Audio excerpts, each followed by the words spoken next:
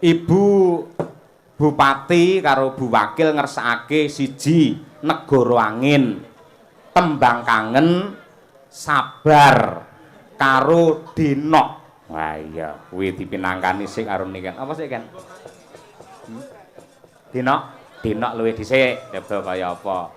Ya dasare sing nembang niken yen nembang Denok ki ya pas mergo bocahe lemu gedhe terus ya mlenok. Ah ya menika kaya apa. Monggo diaturake salam pambuka Denok oleh Niken Salindri Kediri punya. Dados.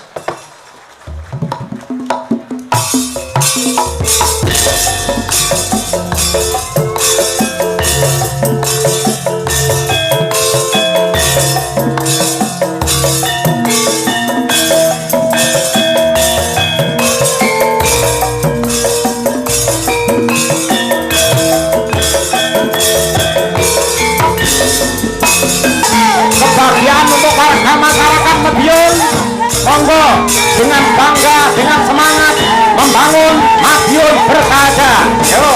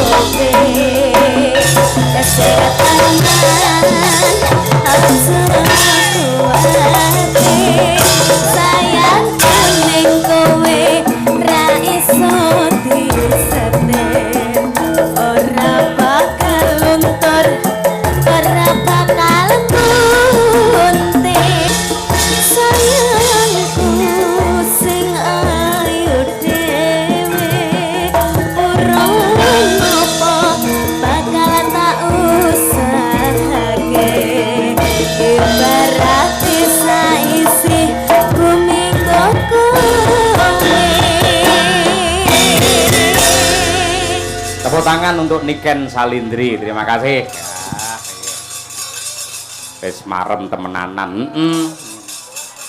Wis karo ndongake para warga masyarakat sing ndek mben adate yen wayangan ning halaman pendopo kono, ya. Merga Bapak Bupati kepareng nindakake aspirasine warga masyarakat dina iki digeser mapan ana ing alun-alun Caruban Reksogati, ya. Nyatane sing rawuh ya nganti semene akeh ya ora kalah karo pengajian Gus Isdan iki kae ayo ya uga matur nuwun karo Patski Abah Kirun dan kawan-kawan sing wis tansah nderekake karo Pak Hariwur karo Pak Purnomo Hadi sembah nuwun Bah katresnanipun lah iki awake dhewe sadurunge memberi support nganggo aja dipleroki minggahe Cak Komet. Oh iya. Iki mau neng transit aku ya ngorek-orek Asmarandana. Gandeng mau Madiun maju bangun wis diaturake, panas-panas mlaku wis diaturake, saiki genti Asmarandana. Ha iya. Sing nembang sapa? Yen Niken kuwi sinden viral era milenial. Saiki ngaturake sinden viral era kemerdekaan biyen ya. Tahun 90-an. Ya kuwi Ibu Sukesi Rahayu ya. Aturna Bu Asmarandana. Nun. Tak foto mau lho, tak foto ayo nggih. HP-mu tak silih mau ya to. Tak foto bar kuwi tak cek sampean WA-nane karo sapa ae ngono lho. Temu ora? Oh, cuma mari bingung kok ora. Senengane gawe kaget sing lanang ayo. Iya. Rong tak kirim, ayo. Ayo. Mongko mambengi ya bar tak kirimi lho, Dek. Ayo. Nah, pelok. Nah, pelok engko seleji langsung mlebet tenggen aja dipleroki, ngoten. Nah, kuwi lho Pak Daryanto lho, ya, nggih. Sampun. Ketemu? Sampun Kang Mas. Nah iya, senengane marai kaget ora. Tak HP-mu tak silih to, tak foto ceklik ngono mau. Ning tak foto ki ora tak nggih moto apa-apa ya moto notasi kuwi. Ha iya ngono kuwi. Nggih. Guyub rukun lan harmonis pejabat lan masyarakat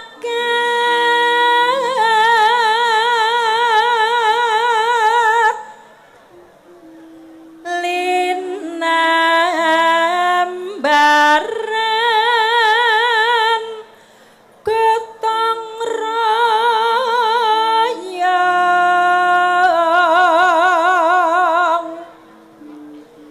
Madiun kondang ngumandang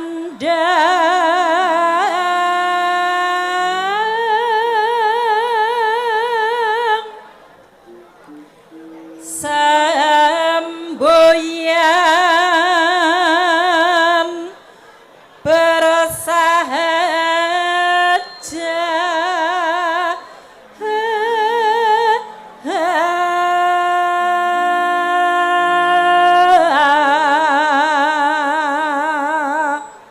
Semboyan bersahaja sesarengan kalian sinten Bu Kesi? sesarengan Pak Hariwur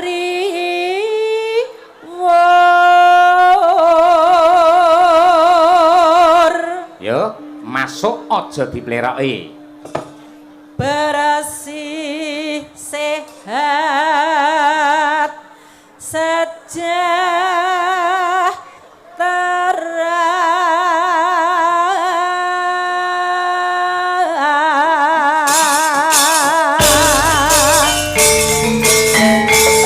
Bersih sehat sejahtera ya.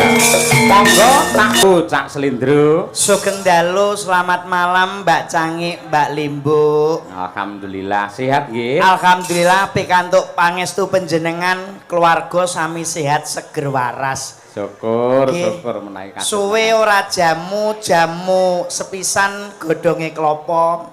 Terus? Suwe ora tau ketemu, dalu punika saged panggih kalian Mas Cahyo. Alhamdulillah. Luar biasa pada malam hari ini nggih Mas Cahyo. Pripun? Wah niki hari jadi Kabupaten Madiun pun kula damelke pantun, Pak. Syukur. Nggih, kagem warga masyarakat Madiun tuku timun dinggo lalapan, buah semangka belinya di Jakarta. Cakep. Selamat hari jadi Kabupaten Madiun yang 458, semoga jaya sepanjang masa. Amin ya rabbal alamin. Kula iki nek kalih Piyai Madiun wis kaya omah kula dhewe Mas Yoyo. Kok saged? Lah kula niki asli bapak kula Piyai mriki kok. Pundi? Niku Mbah Tarom. Oh nggih. Bapak Bupati Sepuh, salam takdim sungkem kagem kula panjenenganipun Pak Bupati so Bapak Wakil Bupati. Nggih. Mas Yoyo sembah nuwun sedaya punggawa praja ingkang sami rawuh ing dalu punika. Nggih. Kanthi ajitara tasakuran hari jadi Kabupaten Madiun. Nggih. Wonten malih? Nggih. Parikan Pun, pantun. lah nek jenengan pantun mboten sampun to kalau wau? Sampun. Nah, nggih wong jenengan kalih kula kaya adik kakak kok, Mas. Kula sampun jenengan sampun. Sampun. Gentos nika. Napane? Loh, kok napane ya parian? Kok aku ora parian, aku ngejak kowe kok sisik getun tak rasane iki. Loh, lah nyapa getun? Ya paling gak ya aku sik sing ngomong. Lah kowe ape ngejak sapa sing Lah iki lho pamflete gambare ya aku kok kowe ra enek kowe rene nyapa? Lho sik. Elingku ki sing kanan ki Mas Yoyo. Lah terus aku Pak Bupati. Lah kok terus moro-moro nek awakmu ki lho. Loh, lah kowe lehmu WA aku piye nyuwun sewu kula ulur siyen nggih Mas. Nggih, dipadangke dhisik, cetake dhisik. Iki tak jelaske lho Mas. Piye? Iki mumpung urung kelakon lho lekku nyambut gawe lho. Kowe lehmu WA aku piye? Lah ya aku takon to tanggal 24. Dulu tanggal 24 Juli bengi kowe prei. Sapa ngomong? Lah WA-mu piye? Tanggal 24 nang Madiun wayangan aku ora kabar-kabar. Ngono lho, lah kok awakmu terus dandan melu iki. Kuwi lho jendalu Pak Bupati. Sik lah iki Sik kok sik dijelaske iki urung cetha lho kuwi. Pripun? Iki rembuke urung jelas. Lah kula lak ngabari nek teng mriki enten hari jadi. Oh, sik, kuwi. Enten wayangan. Ah. Sing asta. Lah sing asta Mas Cahyo. Yo. Lah. Lah kowe yo ngabari awakmu tok. Lah kok awakmu terus dandan rene? Lho. Lek ngabari piye lek WA piye? Lemu WA piye nggonmu WA? Tanggal 24 Juli. wayangan 24 Juli ning alun-alun Madiun Madiun, Caruban Caruban. lho ngono. Lah aku gak melok Lah niki jawab siap Mas. Ngono ki. Sing siap apa ki? kadung dandan kok terus anggar aku melu sapa? Lah nek ngono kuwi aku saurunge munggah wis tak pikir, Ndro. Lho, Ngono lho. Lah kowe ya gedene 250 ya tak pikir engko. Iya. Ya aja Pilih ngirit-ngirit. sendalu. Macange Mbak Yuli Mbuk. Nggih. Namung anu klungsu-klungsu nderek udu. Dedonga. ndonga apa? Dalu punika mugi-mugi masyarakat Madiun sesuai dengan namanya Madiun. Nggih. Madiun saged mandiri, masyarakatipun guyub rukun Allahumma. Amin. Amin. Yen bab guyub rukun ini sedaya sampun ndongakaken. Nggih. Pak Bupati sampun, Pak Wakil sampun, kula nggih sampun. Aku ya wis rampung wae lah tak ndongake ya Mas ya. Mosok ya ming guyub rukun sing nggo modal Bojonegoro tekan Madiun ya ming kuwi tok to Mas. Lah kowe ape takon apa wong aku Pak Bupati ki wis kaya anak dhewe kok. Lho, Pak Bupati karo awakmu kuwi Bapak Hari Wuryanto menika pun nganggep aku ki anak dhewe. Lho, mula kula apal panjenenganipun Bapak Bupati. Kowe takon apa wae lho. kowe omonganmu aja Nyun sewu, kadang-kadang masyarakat mriki malah jenengane dereng apal. Oh sik, kula mboten Pak. ngerti malan. Lho, Kula kula menika serawung kalian Pak Bupati niku wiwit kula tasik Joko lho. lho nggih to? Nggih. Tapi rak dereng ngertos to. Dereng ngerti. Panjenenganipun Pak Bupati menika SD-ne teng pundi? Lah kula saking apale wong dianggep anak. kowe iki SD-ne Pak Bupati menika teng Dempelan. leres Pak, Pak. nggih? Dempelan Pak. Wah, Nah. tiba ya leres ya Mbak Cangi. Ya bener pancen panjenengan kan piyosan dempelan kono. Lah, niku SMP Mas, SMP 1 Madiun. Nggih leres Pak. Wih, kok ya apal kowe Mas. Lah aku kok. Tapi nek SMA ora mungkin paham nggih Mbak Lah Cangi. ya Iya. saking apale ngerti ngono. SMA SMA 1 Madiun. sarjana S1 Mas. Sarjana hukum teng Jember. Nggih to Pak nggih? Lah, Kowe kok ya peso tiba ya. Nyolong iki pedal lho wong- iki. wong ditanggap ki ya kudu ngono kuwi lho Mas. Nggih. Ora kok kursukur omong dongakne S2-nipun panjenenganipun Pak Bupati. S2 wonten teng UPN Surabaya veteran. Nggih to Pak nggih? Lho, Hobine Bapak Bupati apa? mancing nak mboten klentu. Lho. Sik.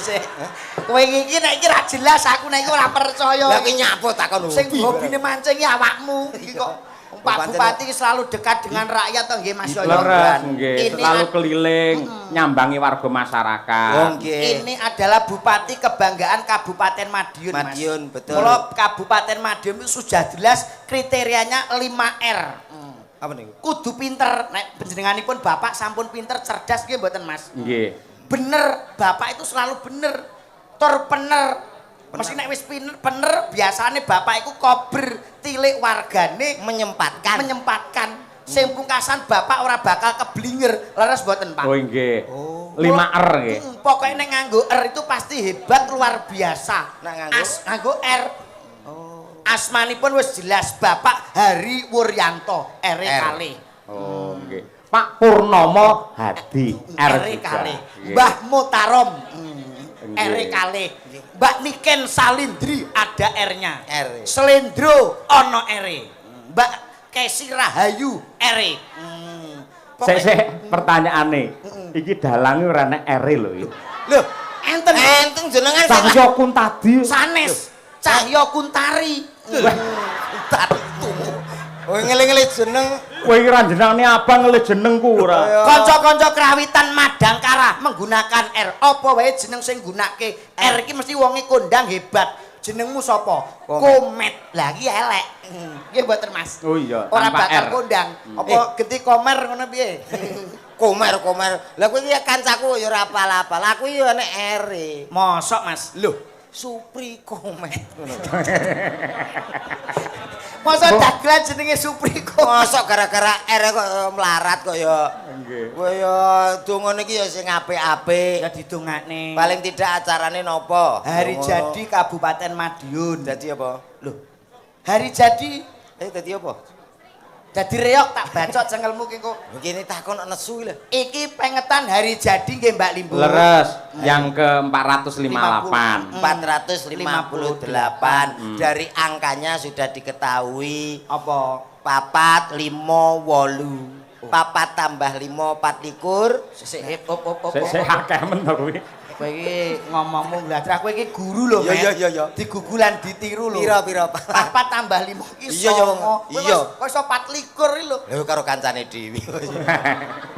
Banyol Iya. yo banyol ning aja maksa nemen-nemen to. Aku ki mau ngetes awakmu ki fokus apa ora ngono lho. Nek iki maksa iki. Papat tambah 5 ki wis 9. Songo. Nah, iki lho. 9 tambah 8 17.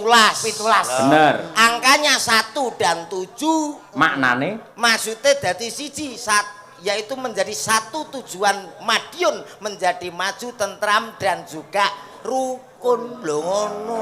Mula angkane 1 dan 7 ana sing ngarani 17. Apa kuwi 17? Mugi-mugi saged pikantuk pitulungan kang kawelasan saking Allah Subhanahu wa taala. Kowe kok apal men yo met iki. Aku ya wis lunas ngene iki, Ndro. Aku iki gari nyaur utang. aja marang dhisik. 17 lak basa Jawa. Nggih. Basa Indonesia 17. 17. Lah iki niku tujuannya jelas. Oh, iya. Sik. Iya. Kan bahasa Inggrisnya 17 piro? 17. 17. Ayo. 17. 17 ini kan Inggris, Pak. Lah iya bener kuwi Inggris.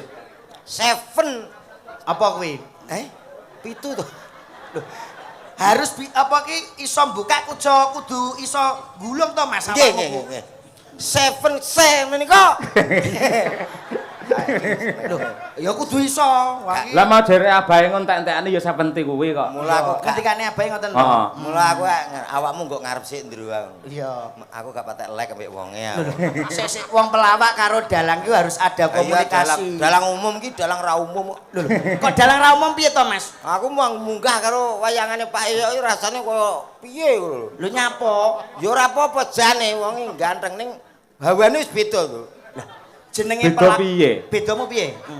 Bedamu nggon ndi? Bedanya itu tidak bisa dijelaskan dengan kata-kata, hanya bisa yang merasakan adalah aku dan juga Allah Subhanahu wa taala. Lah niki jenenge pelawak yang tidak berinovasi yo ngeten niki. Inovasi piye? Tidak mempunyai skill dan SDM-mu rendah. Lah, Seorang pelawak naik penuh dengan persiapan, turun dengan penghormatan. Dalang ki wae dagelan ki nek ora nderekke Mas Yoyo ki paling penak lho Mas. Piye? Lho, kowe arep melu sapa? Wayangan melu sapa kowe? Lho, lah bengi iki. Lho. Lah nek ora enek Mas Yoyo panjenenganipun sing ngasta. Ora enek wayang, ora enek dalange. Lho, lah bengi iki mau anggap kene tok sing wayangan. Lah ngendi? Duka.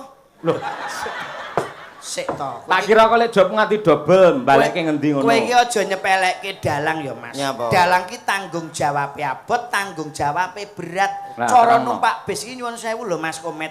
Cara numpak kendaraan bis panjenenganipun iki kaya supir kanca-kanca yoga awake dhewe iki penumpange ana minggo elek apike kuwi gumantung dalang. Aku berarti Penumpang. yoga-yoga. Iki padha karo penumpang. Sinden. Penumpang. Penting di. Penting sopire. Yo ora yo penting penumpang. Kok iso? Lah nek supir nek kendaraan nek penumpang hasilnya kok ndi?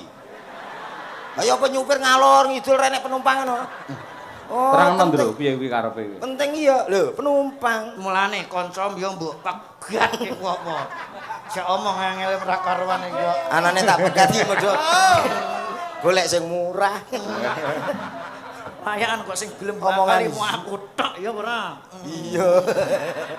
Maksudnya iki ngene ya Mas. Nyapa? Nyuwun sewu tanggung jawabe seorang dalang itu berat. Mas. Ngerti. Kudu iso nguripke pagelaran. Kok kowe nyepelekke dalang aku sing ora nrimake. Dalang abot. Abot. Lah kowe apa tau ngerti dalang teko kok nggo debok dhewe.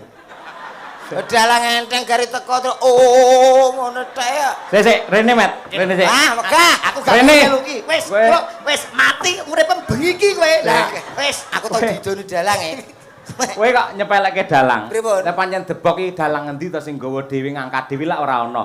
Sing dikarepne slendro abot kuwi gaweane. Nuwun sewu. Nggih. Aku ki sewengi utuh, sampean lak gur limbukan utawa bar kuwi gara-gara tok. Nggih. Aku kuwi wit jam 09.00 nganti menjelang subuh. Kuwi cerita terus, pikirane mubeng, mripat nyawang, lambe omong, tangan serakatan, sikil njejeg keprak. ngempet nguyuh. Lah jenengan cerita ngoten lah napa niki meneng ae napa niki mboten mikir mboten melek suwengi. Niki nggih melek. Iki yang kepepet, nguyuh entuk, pengrawit entuk. Lah Dalang jenengan mbok titip. Ngono ora kreatif. Apa nanti nguyuh titip aku lho. Ora kan iso to. cara ngendi yo dititipne lho. Lah napa diselang? Kowe ngawur lambemu lamblocok. Diselang tak turune ning kowe ya. Kowe aja ngawur lho Mas. Mas Yoyo iki sampun haji lho. Kowe nek disedake bakal njaluk apa kelakon kowe. Aja ngawur gak trimo aku. Dalang mbok sepelekke kowe nek ora enek wayang ora enek dalang arep melu sapa? Lho, baru ngono Mas. Lho. Tapi setidaknya kowe iki kudu bangga. Mas Yoyo iki panjenenganipun dalu punika ngagem busana Jawa. Ngene lho, aku ki anane ngomong ngono iki kudu justru kuwi hati-hati saiki dalang kudu hati-hati.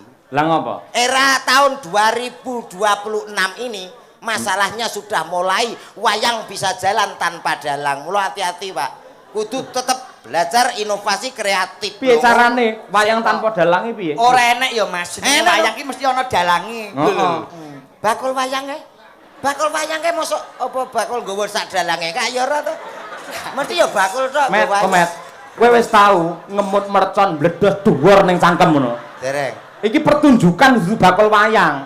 Oh, aku gak woro-woro. Kowe iki kok nyepelekke Mas Yoyo. Mas Yoyo iki kabeh piranti iki saka Solo digawa kabeh. Ngerti. Gamelan kagungane Mas Yoyo. Nggih to Mas? Nggih. Apa iki jenenge sound audio iki kagungane Mas Yoyo, mik-mike Mas Yoyo. Kowe modalmu apa ming contong tok iki lho.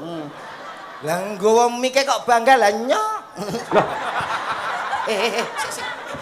Kose to? Kowe iki ndagel nang kene modalmu lak tutuk omong. Mongko yen omong sik mikir gene. Ayo. Saiki ndagel lho. Ndagel Aja kowe, dikek jajal, mik. wis. Aku Mas ora Lindro boleh. aja dikek. Saiki salam karo para pelenggah. Ora masalah. Terus. Bapak-bapak, ibu-ibu. Mantuk. Loh, ngawur iki jilake kon mulih. Lagi sing gawa aku. Sing nggo Mas Yoyo. Heh. Nilai sedilo.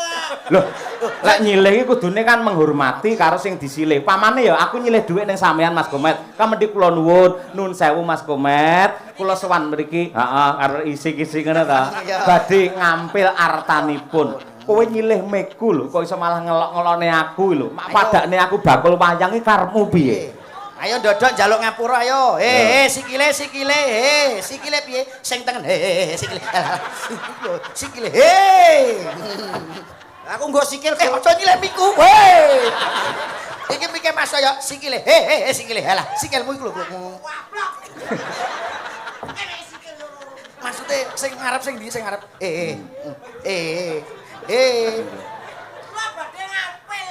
Kurang mendak. Mendak lah.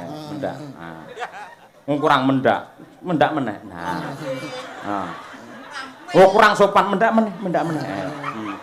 Iya.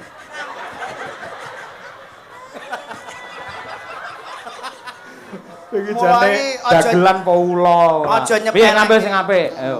nyambut mikipun, Pak. Ya. Tahu bulat. Bareng disilih nyepelekke to. Matur guyon Pak. Sik ngene, Dalem, Mas. Nuwun sewu Mas Lindro kali Cak Komet. Nggih. Gandeng Bapak Bupati menika lek piyayi budaya. Nggih. Mesti rena ing penggalih Nggih. lan kula kali panjenengan mewakili warga masyarakat Kabupaten Madiun Nggih. untuk menghibur dumateng para lenggah sedaya nyuwun kanthi sanget Bapak Hariwur syukur menawi kalian Bapak Wakil Bupati Nggih, tindak wonten ing pepanggungan. nggih. Para lenggah setuju nggih para penonton? Nah, menika. Setuju. Suara rakyat adalah suara Tuhan iki. Nah, katur dumateng Bapak Bupati kalian Wakil Bupati. Monggo katuran jengkar saking paling tumuju wonten ing Rungokke Mas Yoyo le ngendika iki lho Le nyarke nggih. zaman modern saiki iki. Aja ngono kuwi wis lumrah. Kalah apik sampean karo Pak Gayeng. Cara modern iki piye carane? Cara dangdut met dangdut. Nah, Nanti itu gaweanku apa? wis ora was kowe. Aku biyen rung nang wayange dangdut. Bagian apa met? Kerek panggung iki. Yo, spesial dalam rangka Hari Jadi Madiun Cow. Kita sambut salah satu nomor satunya Madiun. Ada siapa dia? Yo, loh Pak Bupati kata yo. Kok yo iki lho, mbok kira biduan apa piye? Lah jare dangdut lan kulino artis kita yo. Dangdut yo dangdut tapi muku kakean lemu guyu kuwi. Oh. Yo Mas yo. Nggih. Kakean niku. Siti. Siti ae. Baik saudaraku semuanya, Ah, ngono lho. tak panggilin salah satu nomor satunya Madionco. Ada siapa dia? Jare kon sithik. Lah Siti iku yo kesitiken niku sedengan ngono lho Mas. Mari kita yo. Aja yo. Kamu ya. Ngapunten lho Pak Bupati. Mohon izin Pak niki. Mboten apa golek dhuwit ya Pak. Yo duit sapa kok golek duit? Engko menawa kowe. Ayo. Yo. Enggak Pak. Nggih. Wis lendro Mas coba ya. Nah, ciri khas Kyai Madiun ya, panas-panas mlaku engko nembang bareng kalian sedaya para warga masyarakat sing rawuh mriki. Ya. Monggo kula nyuwun kanthi sanget Bapak Bupati lan Bapak Wakil Bupati tindak wonten ing pepanggungan. Ya, panas-panas mlaku. Dados.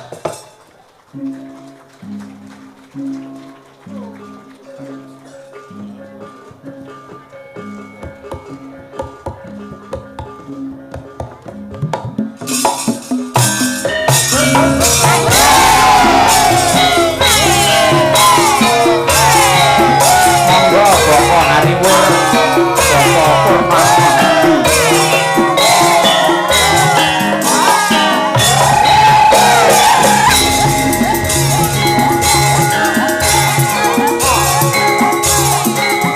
Monggo para penonton nembang sareng-sareng untuk hari jadi kabupaten kita yang tercinta. Ayo. Monggo Bapak Ibu. Panas-panas laku orang payu sanggale diseret lama ane mentul Surabaya geger musimen Madiun Jakarta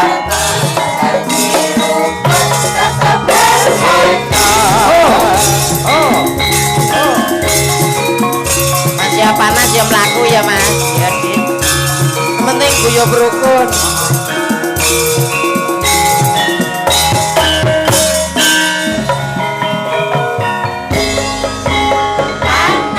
panas mlaku ora nggawa payung sandale diseret lamane mestu Surabaya geger fungsi neng Madiun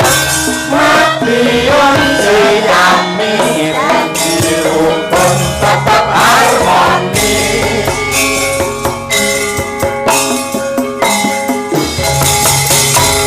Madiun Ciamis Janji rukun tetap tetap harmonis. Sugeng dalu Mas Cahyo Nggih, sugeng dalu lan Bapak. sedaya masyarakat Madiun, alhamdulillah sedaya sehat. Amin. Niki keleresan hari jadi Kabupaten Madiun yang ke-458 dalam kalian Pak Wakil Bupati. Siap, Pak. Insya Allah siap memberikan pelayanan terbaik kagem masyarakat Kabupaten Madiun. Amin. Pramila dalu menika monggo kita sareng-sareng nderek mangayu bagya anggenipun ringgitan wonten ing alun-alun mugi sedaya masyarakat Kabupaten Madiun tetep guyub rukun ngaten nggih Pak ya. Amin. Amin. Amin. Nggih. Niki kersanipun Pak Wakil Bupati ingkang nembang nggih. Nggih. Napa jenengan piye nembe Pak Wakil Bupati? Pak Bupati badhe nembang negara angin. Lho kok Nggih, sias Pak. caping gunung Bapak biasanya. Oh, capek gunung. Nggih. Lah Bapak Bupati mboten anu nyekar rumiyin? Bapak Babuk. Nderek keparengipun kados pundi? Oh nggih. Nggih. Umpama seliramu sekar melati aku kumbang asih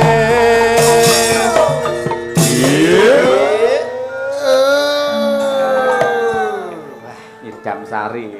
Luar Niki, adate menika caping gunung lho kaya kembaruan lho. Bantos menika. Niki nganu, napa niku gending ingkang napa filosofipun kesetiaan. Idam sari menika nggih, Pak. Nggih. Oh nggih.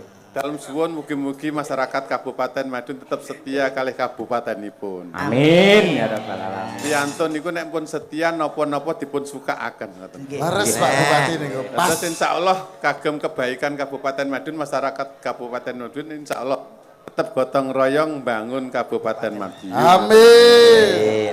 Matur suwun. Nggih. Nalika luar biasa. Yai budaya nggih. Iki lho Nduk, kasembatan to Nduk niken sowan ning hari jadi sampean. Alhamdulillah matur sembah nuwun kagem Kang Mas Hariwur kalian. Lho kok Kang Mas iki bapak. Piye to, Bu? Mangke leres Pak, leres nggih, leres nggih. Bapak iki. Kalian Pak Pak Pur. Wakil. Adik Pak Kang Wakil Mas. Bupati. Bapak Bapak Purnomo. Purnomo ini lagu nih. Piye sing lagune? Purnomo apa date Oh, Gitu kae. Kae beda kae Lamongan. kayak tukang nambani ya padha karo bapak iki. Iya. Oh, ku Pak Beliau itu juga baik. Baik. Nambani kayak sampean-sampean Kayak kowe iki. kuwi. Lah, Pak Pur ya padha wae, Pak bapak iki ya Purnomo nambani. niki ngoten. Nambani kan- Nambani para masyarakat yang ada di Madiun Madiun. dan sekitarnya. Nambani kaya sapa? Sampean-sampean kuwi. Lah kok rumari ya? Loh, Pak Pur sing Lamongan kae kan Sampean-sampean kuwi berarti sampean ora mek sitok berarti sampean-sampean. Lho, Kudu kendengi lho. makasih. Sama-sama. Lagi wah. Dan niki kagem Kang Mas Murjoko sampun rawuh. Inggih, wiwit sonten no. Nggih. Matur sembah nuwun sanget sampun dugi dateng mriki mirsani acara malam hari ini di acara hari jadi Kabupaten Madiun yang ke 458. 458. Nggih, alhamdulillah mugi-mugi Kabupaten Madiun tansah pinaringan guyub rukun. Amin. Lestari. Amin. Terus apa malih nggih, Pak? Ya Diberkahan dening Gusti Allah. Amin. Petanine muga-muga tandurane dadi tikuse ndang minggat. Minggat. Ah niki ngeten budhe niken. Iya. Kak, Sik kok budhe lho ngawurmu ku lho lho. kono Kang Mas yo dile. Kok ya budhe Ngersake Pak Wabub menika duet kali Mbak Niken. Mbak Niken. Nggih. Lagune napa? Ah, mentem ituan. Walah, Lintang asmara kok mendem wedokan. iki padha karo ngendikane Bapak Bupati, filosofinya kesetiaan dalam berpasangan. Ya, contone. Contone kaya Bapak Bupati wae oleh nembang Oke. ngaturke tembangipun wonten Nyidam Sari. Heeh. Bapak Wakil menika Lintang Asmara. Lintang Asmara. Kesetiaan dalam berumah tangga. Contone Mas Yoyo. Nyapa? Garwane diderekke. Derek terus. Didereke mergo kae nak gak nderek, kae nakal. Ngono. Kae terus ganteng laris. Kok mboten melu-melu Mesti kaken pola. Mula dikontrol dengan penjenengane Bu Gesi. Met, komen. Napa? Rene takmut Ah, raimu ini. Oh, Ngene lho, sing dikersake Nyidam Sari malah tentang kesetiaan. Kesetiaan. Lintang Asmara juga sama. Lintang itu lah bintang. Bintang ini kiblat penentu. Iya. Kiblat lan go keindahan di malam hari. Asmara adalah cinta. Iya. Artinya beliau berdua, Pak Bupati dan Wakil Bupati, menjadi kiblat keindahan Kabupaten Madiun yang tercinta. niku pun positif nak Pak Bupati karo Pak Wakil Bupati. Berpasangan yang wong niki wau sing dibuka jenengan kok. Hah? Lah nyapa kok setia buka muga sing anu sing garwanipun nderekke terus. Nah iku mboten masalah setia, nek mboten nderekke jenengan mendak minggak minggo. Dalangane aris, ganteng. Wah, engko nak kene sing kontrol bahaya. Lah bojomu kok ora melu? Hah? Bojomu. Lah aku wis los dol. Nggih, Sapa nggih. ta sing gelem ya? Iya. Nggih. Kaya jujur ta iki. Enggak Pak, Monggo Lintang Pak Asmara. Purnomo. Wah, Monggo, nggih. Mas. Kuwi lho kan disiapke arep duet karo jenengane sepatune putih anyar iki Pak. Oh, nggih, Pak. Nggih, nggih. Wau bisiki kula kleru karo weke bojoku. Lah, komet nggih ngoten no Piye? Sepatune anyar niki warnane ireng niki, Pak. Pancen kulite, Dik. Oh kulit. Lah kowe ora ngeroh komet saiki jog dadi dagelan kondang ki sikile ditato bunder kene ya met kene ya. Nek nalpot ta. Tato. Apa ya kowe? Kena nalpot tak kira ditato. Biasa pekerja keras ki ya ngono. Nggih Pak nggih. Enggak Pak. Pak Wakil menawi badhe paring dawuh riyen. Heeh Bapak. Sampun. Yang penting masyarakat Madiun guyub rucut nggih. Amin. Insyaallah dongaaken Pak Bupati kalih kawula sageta mewujudkan amanah panjenengan membangun Kabupaten Madiun ingkang bersahaja. Amin amin ya rabbal alamin. Nggih. Nggih. Cekap Mas Jaya. Ngapunten namung gamelan mboten enten musike nggih, Pak. Mboten napa-napa. Oke, lintang asmara kagem panjenengan semuanya. Yuk. Yuk, dados, yuk.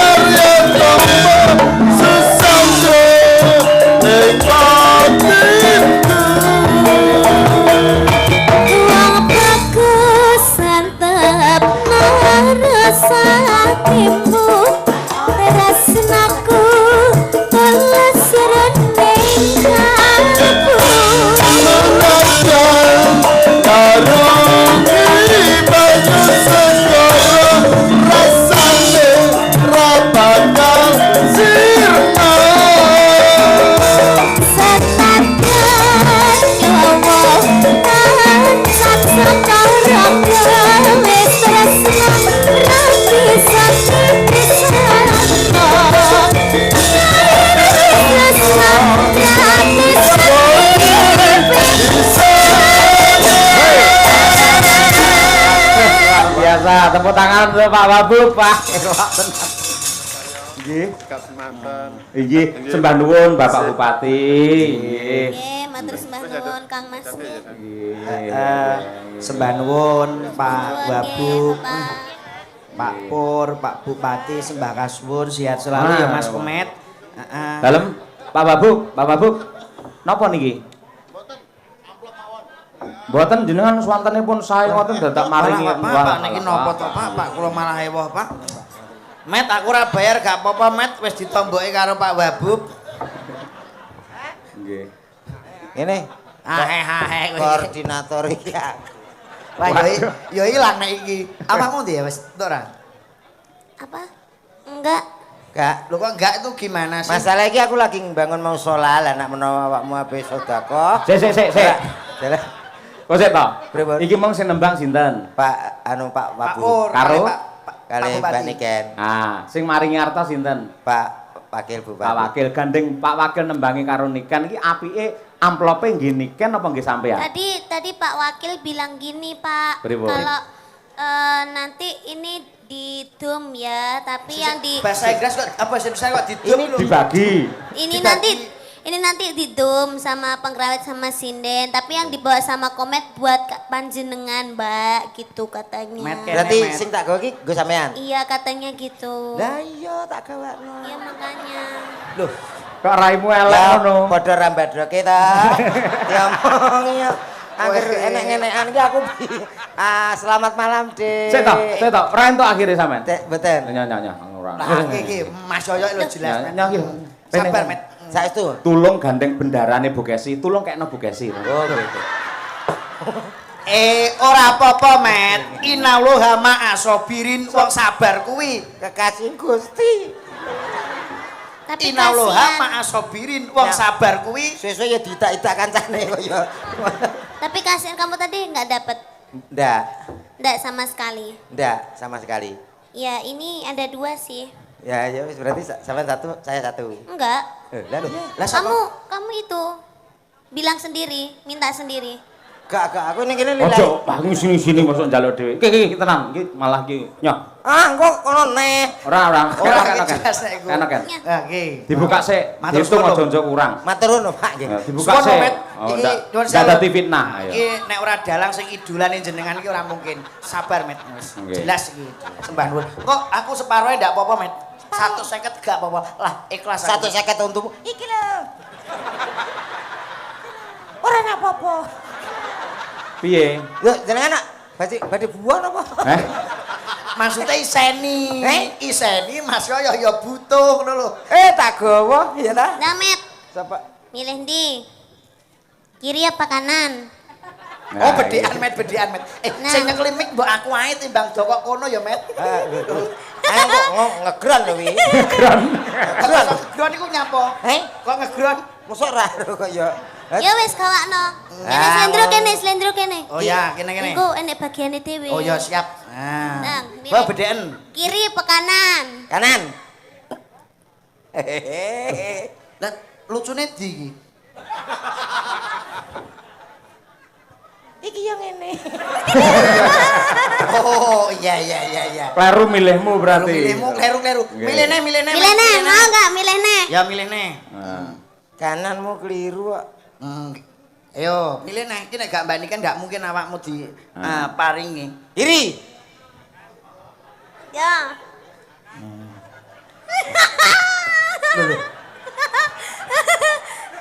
Piye? Jelas iku Met. Iya. Ora ana apa-apa lho.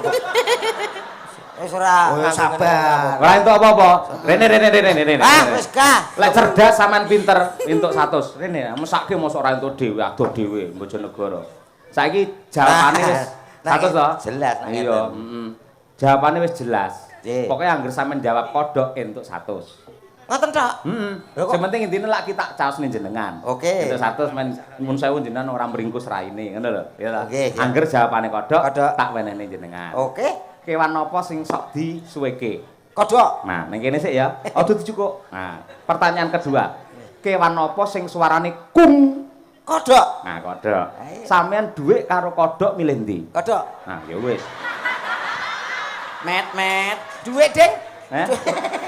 Anakmu ya butuh mangan lho, Met. Lah kono kon Met, anakmu ya butuh mangan lho, Met. Lah kok wis bergandeng. Lah yo pas to, Salindri karo Salendro. Lah waduh. Salindri iki Salewang iki. Niku Saleho. Saleho. Salindri Saleho. Iki wis takdire karo Allah Taala, Met. Allah. Sing lanang yo dasare sing wedok yo ayu, sing lanang gagah dhuwur, Met. Oh, alah. Iya iso gagah dhuwur piye maksudnya? Kok sakmono kok gagah dhuwur. Jane iki gedene sak petelot. Aku iki rumangsaku dagelan paling iki rasane pelek nyuwun sewu Mas yo iki tak Mbak Niken mohon izin. Iya, Mas Upama ning donya iki ora enek sapa-sapa eneke wong lanang ming loro tok Komet karo Slendro. Sing mbok pilih ndi? Kowe milih piye? Oh milih bunuh diri to Mbak Dede. Menikan rong ana iso bunuh diri lho ora. Eneng pilihane gur ngene tok ya. Kaya aluk mati ya. Lah nyapa mati wong pilihane ming loro lho, Met. Adam karo Hawa duwe gathukan, duwe gandengan. Wong ki mbok sing sadar, sakmene mbiyane masyarakat Madiun ki ra kok trimo nonton wayang ning pengen ngerti sapa rak raro to. Lho, pengen ngertos sinten, Bu? Krungu kowe, Slendro napa mboten? Lah kae sapa? Ayo ngono to. Kowe iki kesulakan Niken Salindri ki apik. Kok kene Salindri terus kowe. Lah tapi kan iki pasanganku wis rasi nggih Mas nggih. Aku sing ra pengertian ngono ki aku ya golekne. Aku tak golek dhewe aku. Ya golek dhewe kene. Oh iki jelas sinden madang geden. Sing Madang Kara. Oh ya biyen madang geden, Pak. Madang geden iki abahe iki biasane madang geden. Madang Kara niki enten sinden favorit kula. Mosok niku. Tenan ora. Sek legan lulusan isi. Oh iya, dadi sing pas padha karo aku sejajar seimbang. Mari, Dek. Ini tak kenalke. Sik omong-omong sik legan-legane tegese rung duwe bojo lho. Nggih. Lah nggih. Lah apa ora melek mripatmu kuwi genah bukesi lho. Ngaku-ngaku nyapa tuh, Pak? Lho, Sik. kok ora ngaku piyai sak alun-alune ngerti lek bukesi iki bojone Ki Cahya Kuntadi iki ngerti. Niki anu bojone Mas saya to.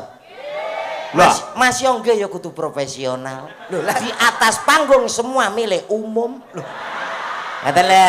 Lah saiki tekoke nyuwun dawuh karo Mbak Kesi, yakin apa ora jajal men? Ya, yakin mboten apa-apa nggih? Nggih. Kok kono gek apa ki ngaku-ngaku ya. sik Bu Kesi, sik tak omong sik Bu Kesi. Kudu kok pikir tenan lho Bu Kesi.